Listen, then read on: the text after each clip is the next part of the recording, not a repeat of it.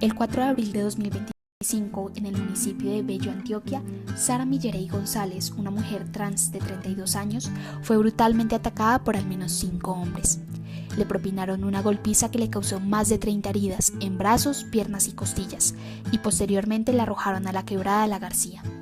Allí, Sara permaneció por más de 2 horas aferrada a una rama, pidiendo ayuda, mientras sus agresores amenazaban a quienes intentaban socorrerla. Finalmente, fue rescatada por los bomberos, pero lamentablemente falleció al día siguiente en un hospital de Medellín debido a la gravedad de sus heridas.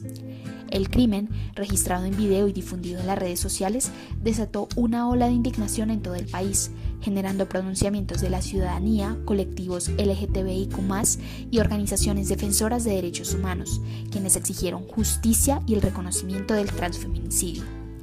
Como respuesta a la presión social, la Fiscalía General de la Nación anunció días después la captura de Juan Camilo Muñoz, alias Teta, presunto integrante de la banda criminal El Mesa, señalado como uno de los responsables del ataque.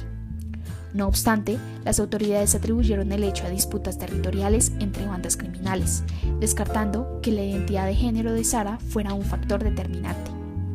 Esta interpretación fue duramente cuestionada por organizaciones y activistas, quienes denuncian que los crímenes de odio contra personas trans continúan siendo invisibilizados. A pesar del revuelo mediático, la respuesta oficial pareció minimizar el componente de odio, dejando en evidencia una indiferencia estructural frente a las violencias que enfrenta la población trans en Colombia. Es así como en este episodio proponemos analizar el caso de Sara Millerey bajo la luz del pensamiento de Michel Foucault, para comprender a cabalidad cómo las formas de poder, control social y biopolítica operan en la marginalización y la vulnerabilidad de las personas trans en escenarios de violencia y exclusión.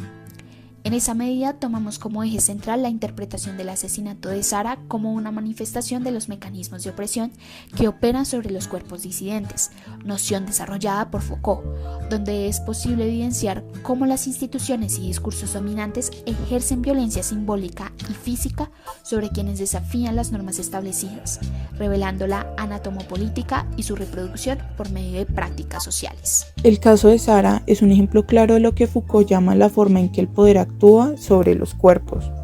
Su cuerpo fue visto como algo que no encajaba en lo normal y por eso fue marcado, rechazado y disciplinado por distintos discursos sociales. Y como dice María Báez en su texto La transexualidad desde la mirada de la sociología del cuerpo, el cuerpo está directamente inmerso en un campo político, donde las relaciones de poder lo atraviesan, lo marcan, lo disciplinan, le exigen unos signos y lo obligan a ciertas prácticas.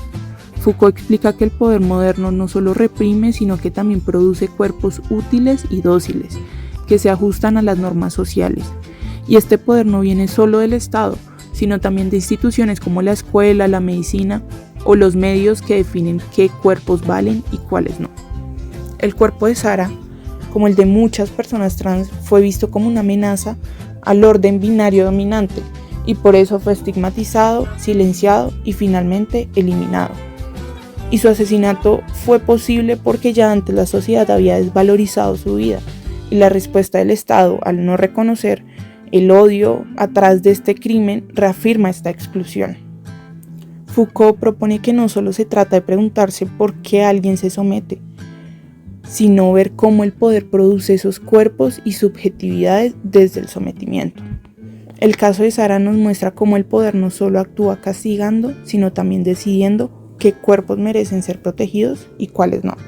Bueno, ahora, para comprender la generalidad y persistencia de la violencia estructural que sufren las personas trans, como sucedió en el caso de Sara, es muy importante que ahondemos en la noción de dispositivo que desarrolla Foucault puntualmente en su libro Vigilar y Castigar. Bueno, en el enfoque que da Foucault en este libro, los dispositivos básicamente se tratan de múltiples elementos e instancias. Por ejemplo, él menciona discursos, medidas reglamentarias, enunciados científicos y todos estos que configuran el modo en que los sujetos son producidos y gobernados. Para Foucault, estos dispositivos no operan únicamente bajo una lógica represiva, sino que también operan bajo una lógica productiva. Porque para Foucault el poder produce la realidad, dominios de objetos, inclusive la verdad de alguna forma. Un ejemplo para entenderlo podría ser que los discursos médicos que patologizan a las personas trans, las normas que los excluyen o que minimizan las violencias que sufren, también los medios que reproducen narrativas estigmatizantes. Todos estos no reflejan simplemente los prejuicios, sino que de alguna forma los fabrican y los normalizan, distribuyéndolos como si fuera la verdad. Y de esta forma, anclándolo puntualmente con el caso de Sara, podemos decir que su cuerpo fue inscrito en esta red de dispositivos que ya de por sí lo habían clasificado como un cuerpo anómalo o desviado, con una existencia que debía ser regulada de alguna forma para ligarse a lógicas tradicionales de alguna manera. En una lógica Foucaultiana, esto vendría siendo una forma de adiestrar su cuerpo y hacerlo obediente bajo el uso justamente de estos dispositivos. Y esto es algo que sucede también generalmente en la violencia hacia personas trans.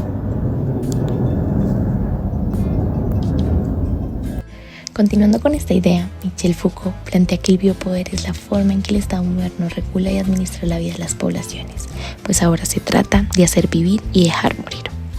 Es decir, ya no se castiga directamente matando, sino dejando que ciertos cuerpos no sean protegidos o simplemente que estos desaparezcan del campo del cuidado estatal, interviniendo en cómo se da la vida y sus maneras de realizarla toman un control exigente que sobrepasa los límites del extremo poder.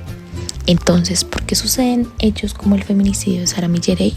Bueno, esta es una forma en la que el biopoder se ejerce a través de la relación castigo-cuerpo, la cual deja al cuerpo como instrumento de coacción y privación.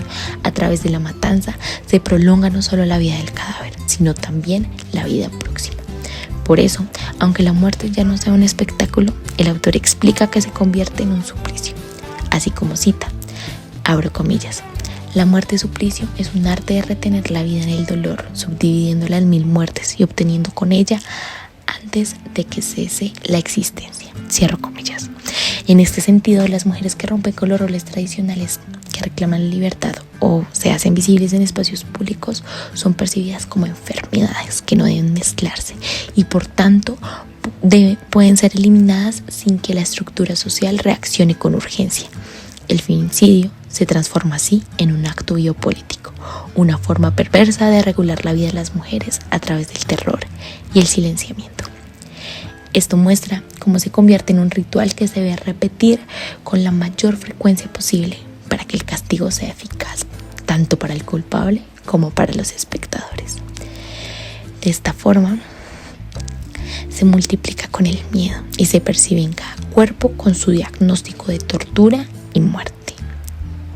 Es así como se interpreta como una justicia racional que busca reeducar y vigilar, invisibilizando el dolor y por tanto individualizando al sujeto a tal punto de un nulo procedimiento institucional con cada vez más procesos demorados y distantes, pues como lo es en este caso, tras semanas de su acontecimiento no se obtiene una respuesta de justicia. Pero es esto mismo lo que perpetúa este tipo de poder, porque Foucault diría, el hombre que nos da la muerte no es libre de no dárnosla. La culpable es la sociedad y para estar más en lo cierto es la mala organización social, dado que ésta no es apta para cubrir las necesidades fundamentales, sino que destruye las posibilidades o aspiraciones de quien va en contraposición, comprimiendo incluso su vida. Así, el feminicidio no solo duele por la pérdida de una vida, sino porque el sistema que debería protegerla parece no estar diseñado para hacerlo eficazmente. El cuerpo de la mujer, como señala Foucault, queda atrapado en una penalidad que ya no lo toca visiblemente, pero que tampoco lo salva.